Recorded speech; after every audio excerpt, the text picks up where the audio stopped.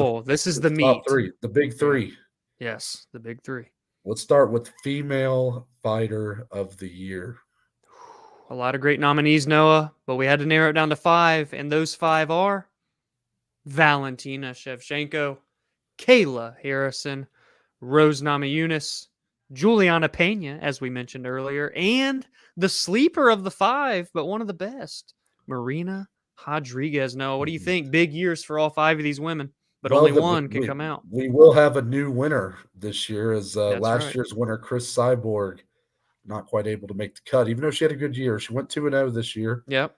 But, it's tough when she's fighting, not the highest level of competition. We just had some women here making big pushes. We probably could have included her, but man, Marina Rodriguez was a strong And I don't think nominee. people realize it. She had Yeah. an amazing year. Started it off with the KO over Amanda Hebos and never looked back. Yeah, Marina Rodriguez, look at the rest of the nominees. They're all champions of their Yeah, respective exactly. divisions or companies, and Marina Rodriguez is the lone one that's not. But man, I mean, the year she had 3 wins, it was hard to keep her off, and she didn't Yeah. end up winning this year. Spoiler, but it was a tough year for sure. And just her making this final 5, I mean, that says a lot in of itself. Yeah, oh, absolutely. And I will say, I know it didn't come down to a coin flip, but I think this was one of the harder ones to judge.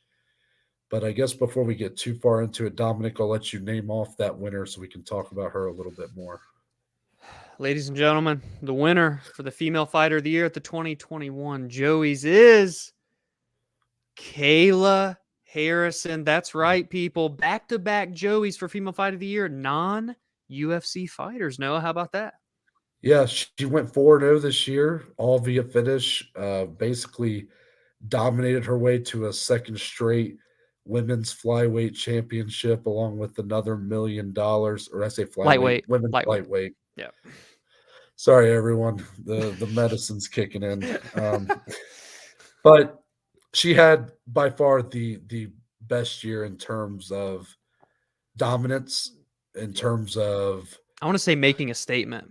yeah, I mean, really just how much she elevated herself this year. Yeah. And really, that's still ongoing. She's yet to sign anywhere. The biggest but free she agent feels there like is. one of the biggest free agents we've ever seen in the sport. Yeah. Yeah. Now, what made this so hard, in my opinion, was the level of competition Exactly. compared to a Valentina. With her win over Andrade, I still think is probably it was on Performance of the Year for a reason. Yeah, one of the best wins of the year. Rose with 2 wins over Zhang Wei Li, Juliana Pena with that win over Amanda Nunes. It was a tough year, but a lot of this category, for Kayla Harrison, it was definitely a bit of that star power carried her here. I mean, yes, the way she elevated herself it wasn't all about just what she did in the octagon, which was impressive and very one-sided. And we're sitting here wondering how a fight with Amanda Nunes or Chris Cyborg might go. Yeah. Her stock it was already high coming in, but throughout this whole year, performance after performance, then she wins that belt, she wins the money. She's in the free agency doing all the talking, outside of the cage. Her stock is through the roof right now. It's just no other way to put it.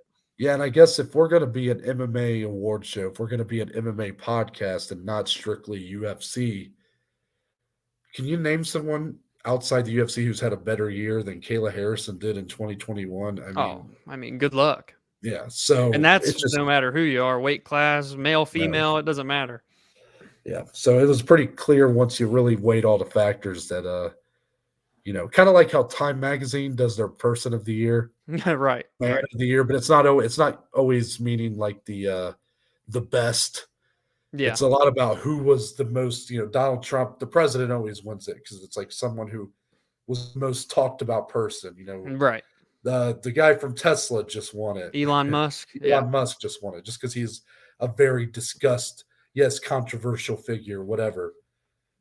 Kayla Harrison, not controversial, I would say, but it very much discussed. And now we're all wondering, how good really is Kayla Harrison? That's the question everybody's asking. The Chael Sonnen question. Now, where does Kayla Harrison fit into all this? Right, yeah. Now, Dominic, let's give some time for the boys. Here we go.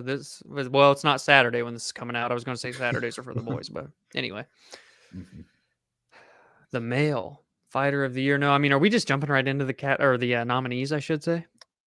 Say we do. Here we go, ladies and gentlemen. The 5 nominees are Mr. Kamaru Usman, Cyril Gane, Islam Makhachev, Charles Oliveira, and former or just recent Joey winner a couple minutes ago, Max Blessed Holloway. Noah, these all 5 UFC fighters it came down to this year, which is an interesting point as we get into this. But this was one where, great years by all 5. But to Mhm. me and to you, this may have been the easiest pick of all 10 categories when it comes down to it. Um, I feel like we've said that a lot. I mean, you're right in the sense of I didn't really even consider another winner all year, Yeah. but I do just want to say that last pay per view event, Oh, yeah. our main event, pretty much decided a nominee in of itself. That's Charles true. Oliveira with his win, first title defense over Dustin Poirier, secured his spot here. If Dustin Poirier had won, He would have been in as well. could have had an argument that he was fighter of the year. Now, True. I probably wouldn't have gave it to him over the individual we picked, but I mean, a lot of people were talking like that. So, Charles, I'm very happy to see him up here. We've been big ride or die Charles fans for a while. Hmm. But Dominic, there was only one guy who could really win this. The king of the mountain, the number 1 pound for pound fighter in the world right now, Noah, the male fighter of the year goes to Kamaru Usman. I mean, come Mhm. on, guys. 3 wins, 3 title defenses, 2 of them via finish. What else can you say? Yeah, this one was a gimme only because 3 title defenses. I mean, how active this That's guy was. crazy. No disrespect to the rest of the competitors on here, but Usman was just on another level this year. The guy's fighting at the best we've ever seen him, and he's pretty much welcoming all challengers. It's Yeah. I mean, he's lapping, the yeah, division. He's fighting people twice over now. yeah. So I mean I think some of these guys on here have strong chances to be back on here Hmm. next year. Usman looks like he might try to take a little more time off, which I think he's deserving Yes, of at this point. for sure. But yeah, what a year! I mean, one of the best years for a champion that I can think of. Just he finishes Gilbert Burns, a guy who now we it seems a bit forgotten on the calendar for this year, but that was an intriguing fight. One that Gilbert Burns looked like he could really be the guy. Yeah. They had a history training with one another, and And Noah, he nearly was the guy. he he nearly finished that fight early. But Usman, being the gamer he is, makes mid fight adjustments along with his coach, the mastermind Trevor Whitman, and came out very strong in rounds 2 and 3 before getting a finish. And then Dominic, he follows that up, rematches Jorge Masvidal, the man that the fight that was one of those big fights we talked about for disappointing fight of the year last Yeah. year, and one of those that people really started to dislike Usman as champion, called him boring, said he's a decision fighter. Yeah. He flipped a And switch this year on that narrative. Masvidal with the right, or excuse me, Usman with the right cross puts Masvidal to sleep. Whoever saw that coming? And then he rematches Colby Covington, his biggest rival, caps off the year with the amazing fight. Another 5 could rounds. have been fight of the year contender. Yeah, I mean, it was up there. Usman hurting Colby, dropping him multiple times. Colby coming back late, but just too little, too late. Yeah. What a year for the champ. Yeah, it was insane, man. And for what it's worth, before we move into the 10th and final award, 2 guys on this list that may just be back here this time next year in Mhm. 2022. Cyril Gane, a chance to become the heavyweight champ here in a couple weeks' time against Francis Ngannou in January. Islam Makhachev starting the year off big in February with a fight against Beneil Dariush. So 2 of the guys on this list already with fights booked early in the year. And when they get those early bookings, that could potentially lead to 2 or 3 more fights throughout the year to see where they go. So big implications. We may just be talking about those 2 guys next year as well. Yeah, that was definitely who I had on the top of my mind when I said that, too. Yeah. Those 2 names just stick out to me as like they got big years ahead of them, I think. Yeah. We'll see if they're able to come out on top because it's not going to be easy, but I have a feeling at least one of those two is gonna Yeah. be Who's right it there going to at the be, top, Yeah. Yeah.